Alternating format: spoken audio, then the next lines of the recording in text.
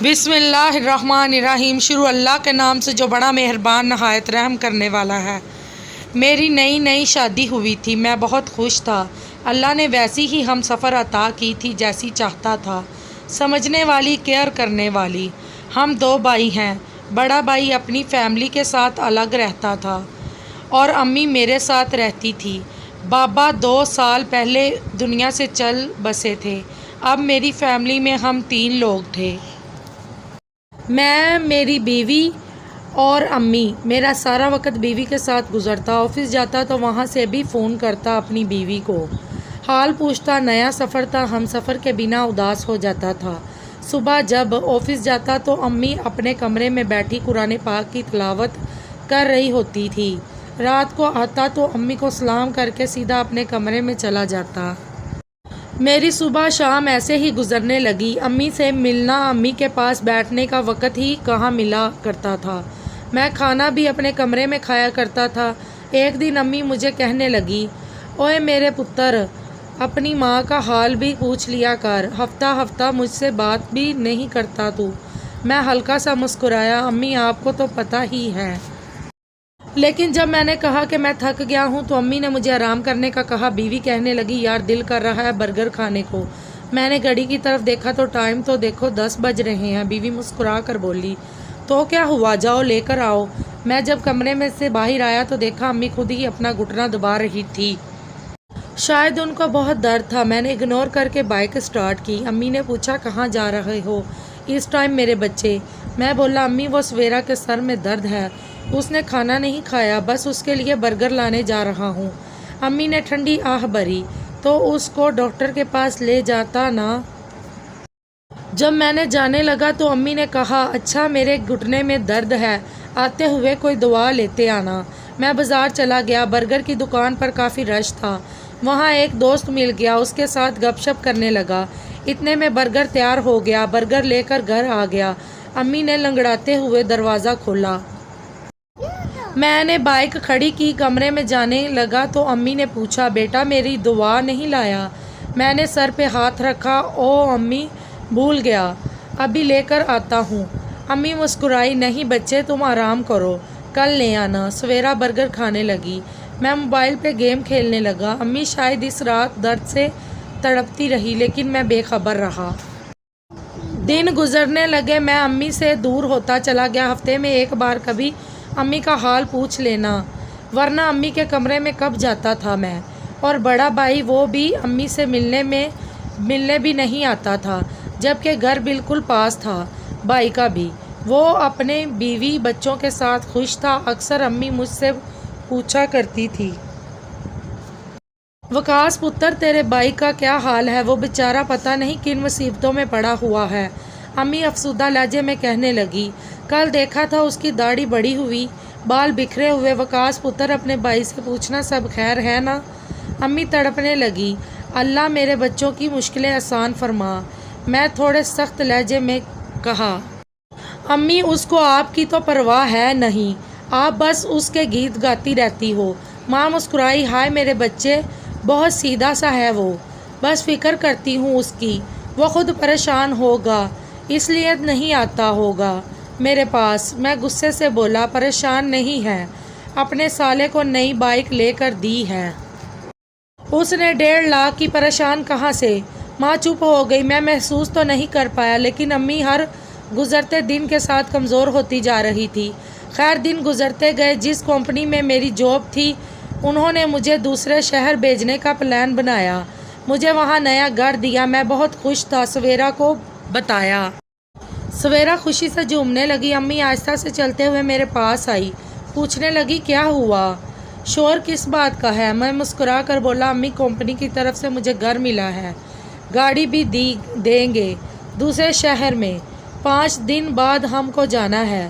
ماں مسکرانے لگی، اچھا پتر، اللہ خیر کرے گا۔ امی آہستہ سے بولی، سویرا میری بچی، میرے بھی کپڑے پیک کر دینا۔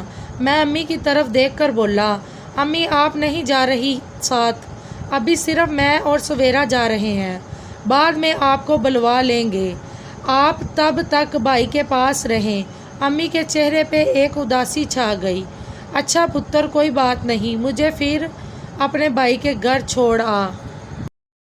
मैं कब महसूस कर पा रहा था अम्मी का कांपता जिस्म, तड़पता दिल और बेबस लहजा। मैं अम्मी को बोला, अच्छा शाम को छोड़ आऊँगा। अम्मी ने उस दिन खाना नहीं खाया था। अम्मी शायद बहुत रोई थी। शाम को भाई के घर गया, अम्मी भी साथ थी। सलाम किया, भाई खाना खा रहा था। भाई को हम को देखकर थोड़ा सा मुस्कुराया, कहने लगा खाना खा लो। मैंने शुक्रिया बोला, फिर भाई की तरफ देखकर बताया, भाई अम्मी आज से आपके पास रहेंगी।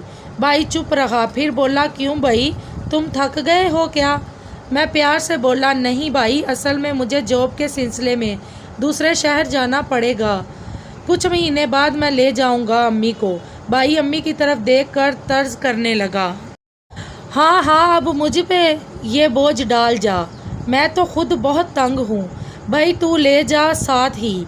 भाभी भी गुस्से से बोली, क्यों तेरी बीवी नहीं संभाल सकती? हम तो खुद 2 वक्त की रोटी से तंग हैं। मैं भाई से कहने लगा, भाई मैं अम्मी के लिए खर्चा भेज दिया करूँगा। भाई गुस्से से बोला, हाँ मुझे तो निकाल दिया था, घर तुमने अपने नाम करवा लिया, अब भाग रहा है, मतलब निकल गया। तो अम्मी कुर्सी पे बैठ गई, मुस्कुराने लगी, मेरे बच्चों क्यों झगड़ते हो मेरी वजह से? ऐसा करो मुझे ओल्ड होम सेंटर छोड़ आओ, मेरी बाकी है ही कितनी उम्र, थोड़ा सा सफ़र रह गया है मेरा। अम्मी उठ कर जाने लगी, अचानक अम्मी ज़मीन पे गिर पड़ी, बेहोश हो गई।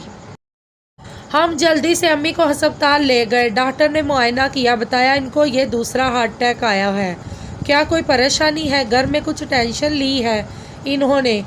मैं नज़र चुरा कर बोला, डॉक्टर साहब बस घर में छोटी मोटी बातें होती ही रहती हैं।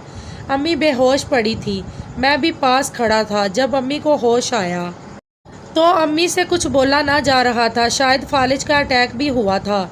अम्मी जैसे सब से बेखबर हो गई थी। अम्मी ने खाना पीना सब छोड़ दिया। एक अस्पताल से इनकार हुआ, दूसरे अस्पताल ले गए इलाज के लिए, लेकिन डॉक्टर्स ने जवाब दे दिए। अम्मी पे कोई दुआ असर नहीं कर रही थी। मैं बहुत परेशान हो गया। भाई भी पास खड़ा था। अम्मी की हालत देखकर दिल तड़पने लगा था। डॉक्टर्स ने कहा इनको घर ले जाएं, इनकी खिदमत करें। अम्मी को घर ले गए। अम्मी बिल्कुल खामोश हो गई थी, जैसे बिस्तर मर्ग पे थे। ना कुछ खाती थी, ना कोई किसी से कोई बात करती थी। एक दिन मुझे एक दोस्त ने बताया, एक बाबा मुर्शिद हैं, उनको बताओ अपनी परेशानी, शायद तुम्हारी माँ वहाँ से ठीक हो जाए। मैं बाबा मुर्शिद के पास पहुँचा। एक बुज़ुर्ग सफ़ेद दाढ़ी रखी हुई मेरे चेहरे की तरफ देखकर बोला, आ बेटा इधर मेरे पास बैठ। मैं परेशानी में बोला, बाबा जी मेरी अम्मी बीमार है, उनका बहुत इलाज करवाया है, कोई दवा असर ही नहीं करती उन पे, हर बड़े डॉक्टर को दिखाया है, अम्मी ना कुछ खाती हैं ना कुछ बोलती हैं। बाबा मुर्शिद मुस्कुराए, बेटा ये तो बहुत छोटा मसला है, माँ को कौन संभालता है? मैं आहिस्ता से बोला, मेरी बीवी ही दुआ वगैरह देती है। बाबा मुर्शिद बोले, जा बाज़ार से एक खीर का डब्बा लेकर आ। मैं हैरान हुआ, मैं खीर का डब्बा ले आया। बाबा मुर्शिद ने इस डब्बे पे 1-2 फूंक मारी और एक बोतल में पानी भरा, इस पे भी फूंक मारी। कहने लगा, घर ले जा, सबसे पहले अम्मी के पास बैठना, उनसे कहना अम्मी आप परेशान ना हो, आप ठीक हो जाएंगी। खीर बना कर अपने हाथों से खिलाना और ये दम किया हुआ पानी। अम्मी को सहारा देकर बिठाया, अम्मी को हाथ थामा, प्यार से बोला, अम्मी जान आप बिल्कुल ठीक हो जाएंगी, मैं आज आपको अपने हाथ से खाना खिलाऊंगा। सवेरा खीर बना के लाई, भाई पास बैठे थे। मैं अपने हाथ से अम्मी को खिलाने लगा। अम्मी ने आज खाने से पहले इनकार भी नहीं किया था। एक प्लेट ख़त्म हुई, पानी मांगा। भाई ने पानी का गिलास अम्मी के मुंह से लगाया। मैं हैरान था कि अम्मी ने सारा पानी गिलास पी लिया। मैंने पूछा, अम्मी और खानी है? अम्मी ने हाँ में सर हिलाया। अम्मी ने इस दिन 2 प्लेट खीर खा ली। मेरे दिल को एक सुकून सा महसूस होने लगा। अम्मी का हाथ हरकत करता था। अम्मी ने वो हाथ मेरे सर पे रखा। मैं बहुत रोया। बाबा मुर्शिद बहुत पहुँचे हुए हैं। जब डॉक्टर्स ने इलाज बता दिया, बाबा मुर्शिद के एकदम से अम्मी खाने पीने लगी। दूसरे दिन मैं मिठाई का डिब्बा लिए बाबा जी के पास गया। बाबा जी मेरे चेहरे को देखकर समझ गए थे कि मैंने सलाम किया। बड़े अदब से बोला, बाबा जी आज ये और खीर लाया हूँ, ये भी दम कर दे। अम्मी ने पहले वाली सारी खीर खा ली थी। बाबा जी बोले, तुमने अपने हाथों से खिलाई थी? मैंने हाँ में सर हिलाया। बाबा जी ने मेरे कंधे पे हाथ रखा, एक लंबी सांस ली और बोले, पुत्र सच बताऊं तो ना पानी पे ना मैंने कुछ पढ़कर फूंक मारी थी और ना खीर पे। बेटा जब तुमने बताया था ना अम्मी इतनी बीमार है और दवा तुम्हारी बीवी देती है, मैं समझ गया था माँ को अपने बेटों की मोहब्बत चाहिए थी। जब उसका बेटा मुस्कुराकर माँ से पूछता है ना अम्मी आप कैसी हैं, खुदा की कसम माँ जितनी भी बीमार हो तंदुरुस्त हो जाती है। बेटा माँ दुआ से कभी ठीक नहीं होती। औलाद की मोहब्बत भरे चंद अल्फाज ही माँ की शफा बन जाते हैं। बेटा काश तुम पहले ही एक बार माँ को अपने हाथ से दुआ देते या खाना खिला देते तो तुम्हारी माँ बीमार होती ही ना। बेटा एक बात पूछूं, क्या तुम दो भाइयों पे वो माँ बोझ बन गई जिसने के आंचल तले तुम परवान चढ़े? मेरी आंखों से आंसू बहने लगे। बाबा मुर्शद मैं भटक गया था, मैं अम्मी जान का दर्द महसूस ही नहीं कर पाया। बाबा मुर्शद मुस्कुराए, बेटा माएँ औलाद से नाराज़ नहीं हुआ करती, बस जीना छोड़ देती हैं। जा अपनी जन्नत को जाकर सीने से लगा ले, उनसे पूछ माँ का मकाम जिनकी माएँ कब्रों में जा सोई हैं। माँ के बिना दुनिया एक कब्रिस्तान है। बेटा माँ को दुआ की नहीं तुम्हारी ज़रूरत है। मैं तड़प उठा, मुझे ऑफिस से कॉल आई।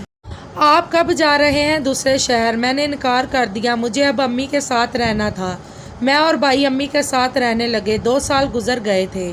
अम्मी अब बिल्कुल ठीक है, हम बहुत खुश हैं, नया घर भी बना लिया। अपनी माँ बाप की कदर करें, वो कब औलाद से पूरा जहां मांगते हैं, वो तो बस मोहब्बत और एहसास के तलबगार होते हैं। अगर कोई अपनी माँ बाप से नाराज़ है तो खुदारा जाए और राज़ी कर ले उनको। खुदा की कसम माँ के उस सीने से लगा कर तो देखें, आपकी दुनिया बदल जाएगी, हर दुख खुशियों में बदल जाएगा। खुदा करे किसी के दिल में उतर जाए ये माँ की मोहब्बत। अगर आपको मेरी कहानी अच्छी लगे मेरे चैनल को लाइक कीजिए, बेल आइकन को प्रेस कीजिए। आज के लिए इतना ही, अल्लाह हाफिज़।